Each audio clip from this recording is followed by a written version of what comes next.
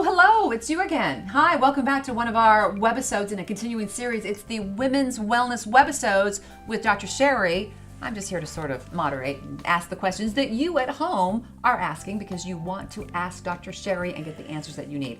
We are talking now about something that I happen to know a little something about, and that would be infertility. It is a problem that so many people have and so many people don't talk about, which makes me crazy. So I've tried to be very open about my fertility struggles. And of course, you and I have both done a number of appearances and blogs and all sorts of things about this. But let's talk about women's infertility specifically.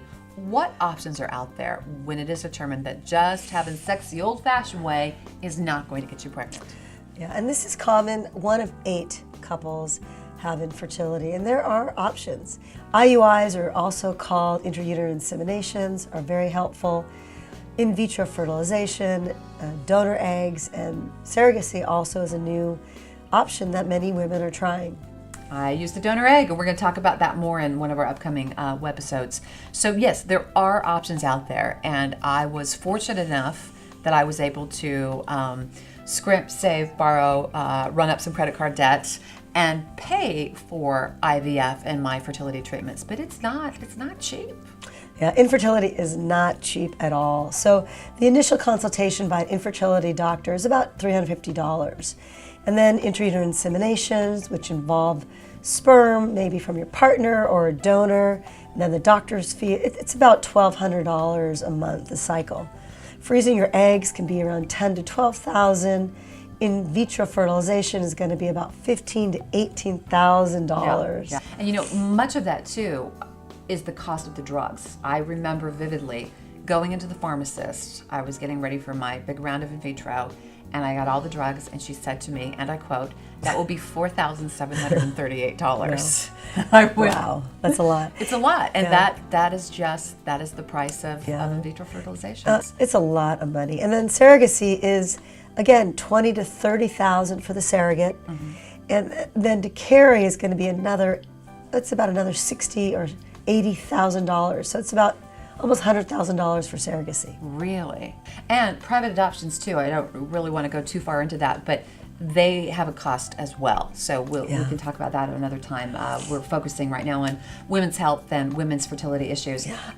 What are some of the advantages, I guess, because I do think there are some advantages of going straight to infertility options and looking at what's out there? Fertility does a fast track to getting a baby for older moms. It's very, very helpful. Just cuts to the chase. Completely. Especially if your eggs are aging. Especially if the clock is ticking loudly. Tick-tock, yes, tick-tock, yes. tick-tock. Yeah. And then there's also, and I did this one time before, and it's not for everyone, and again, there's a cost associated to it, but if you're going down this road of fertility science, there's PGD testing. Can you explain that for the audience? So PGD allows us, and it stands for pre-implantational genetic diagnosis. This is a very high-tech way of knowing the chromosomes and gender, if you want, of the embryo.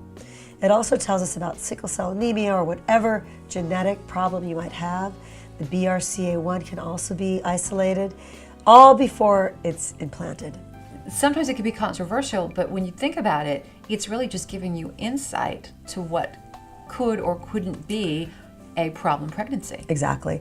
It's really that advantage of knowing if you know the embryo has a problem with the chromosomes or is a carrier for BRCA1 or 2, you may choose not to implant that particular embryo. So it really is great for IVF, even though it's very costly.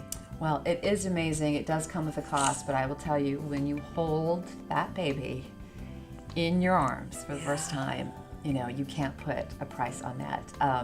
We'll talk more about my experience as well. I did choose to use a donor egg. I went through this infertility route, tried IVF, basically been there, done that, tried it all. But we'll talk about that a little bit later date. Thank you so much. Great insight. And be sure, the starting point is with your OBGYN, and you were great to then refer me to some fertility specialists that you went with, because that would be your next step. And unfortunately, and we see this all too common, most companies, unless you work at Facebook these days, they don't cover fertility.